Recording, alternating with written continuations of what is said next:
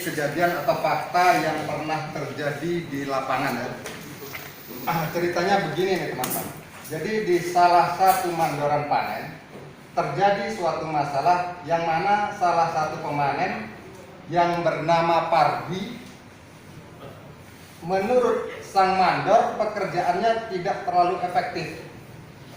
Di samping dia sering terlambat, memanen buah mentah, dan sering tidak mendapatkan basis. Nah kemudian sang mandor sudah mulai jengkel nih karena kelakuannya di lapangan, dan sudah ditegur berkali-kali namun tidak diindahkan.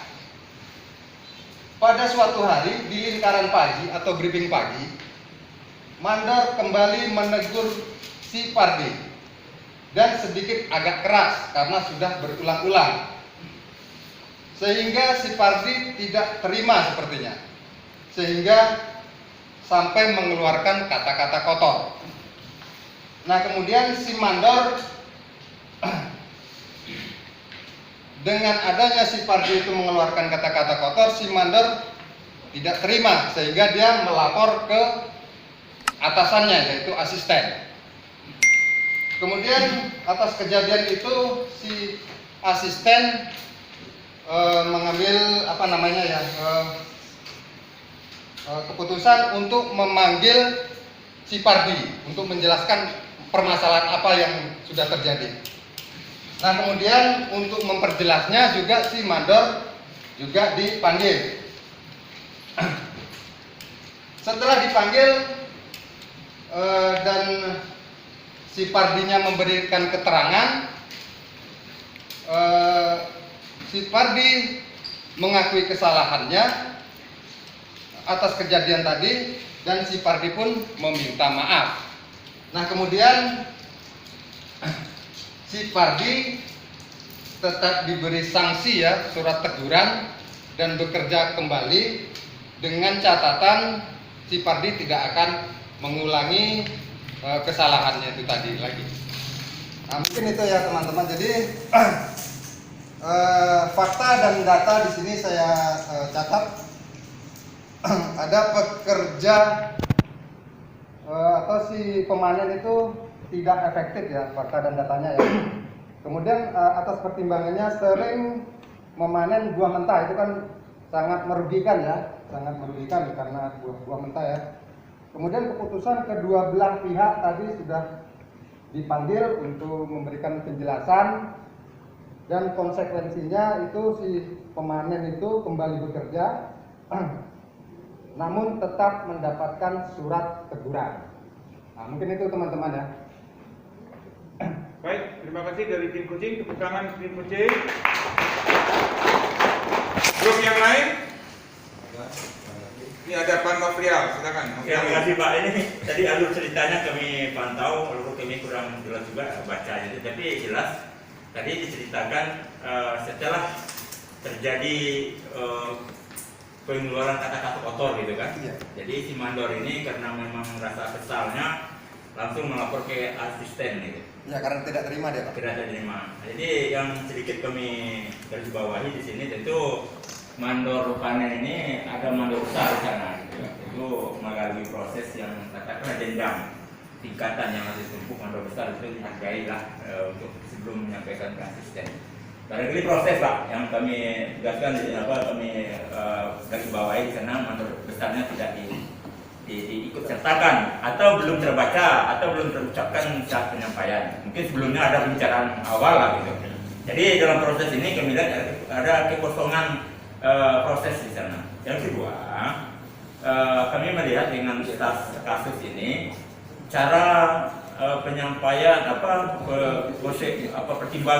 pertimbangannya dengan keputusan itu tentu kita berharap dengan fakta yang ada itu kata-kata kotor itu masuk, kata-kata kotor itu kan fakta, masa mengakibatkan harga diri mandor sebagai backup dari mandor satu dan asisten sendiri. Nah ini faktanya kami lihat pertimbangannya untuk mendapatkan SOP itu bagus.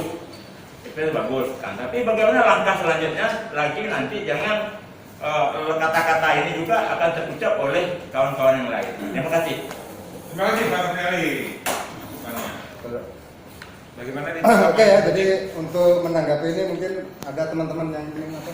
Ya, saya tanggapi ya sih. Jadi kan masalahnya kan tadi kan itu masalah si Pardi itu karena dia tidak enak berbunyi kata-kata kotor itu, beralasan kan dipermalukan di waktu pas briefing sama anggota kawan-kawannya. Nah, itulah dia dikasih sanksi teguran. Kalau untuk mandor satunya itu mungkin dia cuti diincarkan ke mandor panennya. Jadi pas cuci itu ditegur. Nah, itu sanksi ya. Pak, pertanyaan dari saya Pak. Mohon maaf, mohon izin. Surat teguran bersifat surat resmi SP atau sekedar surat teguran? Karena beda. Surat teguran. Lisan, Pak. Lisan, bukan surat.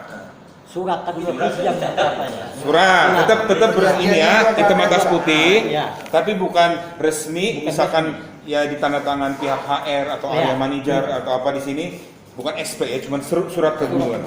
Itu kita bisa mainkan Bapak Ibu. Bisa kita mainkan hal kayak gitu. Mau lisan mau tulisan. Tapi Pak, tunggu Pak. Dalam PKB itu kan berbunyi bahwasanya kalau surat teguran, surat SP itu harus yang mengeluarkan itu atasan langsung. Kalau atasan langsung adalah berarti yang direvisi kan asisten. Nah, tapi kalau tidak berupa surat, nah itu tidak ada dibunyikan dalam PKB, nggak ada sangkutnya dengan kelanjutannya gitu lah. Tapi kalau teguran lisan, nah, itu kan bisa jadi. Tapi di sana kan berbunyi surat teguran tadi kan. Kalau surat berarti tugas teguran berarti dari atasan nanti asisten yang mengeluarkan revisi. Macam mana cara menyelesaikan? Jangan sampai lagi kepada atasan nomor satu atau kepada atasan bagaimana dia. Jadi kalau begini caranya, lepas saja nomor paling itu, berarti kami bisa jadi Ya gini ya, gini Pak Sabah ya. Jadi ini kan kata-katanya tadi karena sudah berkali-kali.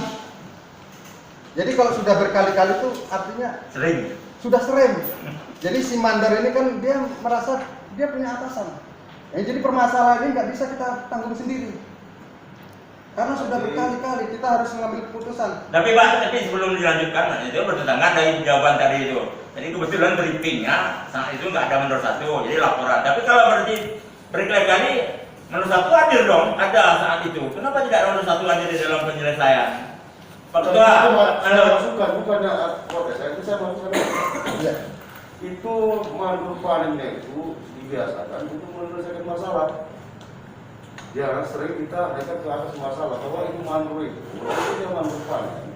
Itu kalau udah jadi pemimpin di rumah. Ya. Kedua Pak, kita ini sekarang kan ini semuanya. Gak ada mandor satu, gak ada asisten, gak ada mandor panen. Jadi kita belajar untuk jadi pemimpin. Jadi kenapa lagi udah begitu masalah udah tahu, udah berkali-kali, kenapa nggak ada solusi? Mengatur terus ke sini tadi, fakta, data, analisa, ambil dulu.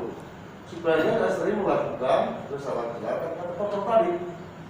Jadi itu masuk dari proses itu ke depan ya kita belajar untuk menjadi manfaat itu jadi pemimpin bermanfaat. Ini Pak Sabah saya tanggapi ya. Terima kasih Pak, itu ada Pak. Baik Pak. Jadi kalau itu tadi yang sudah sampaikan itu sering berkali-kali gitu. Jadi seorang mandor itu juga mempunyai kapasitas yang terbatas. Ya, tidak sama ya Pak Sabah ya, mungkin tidak sama ya.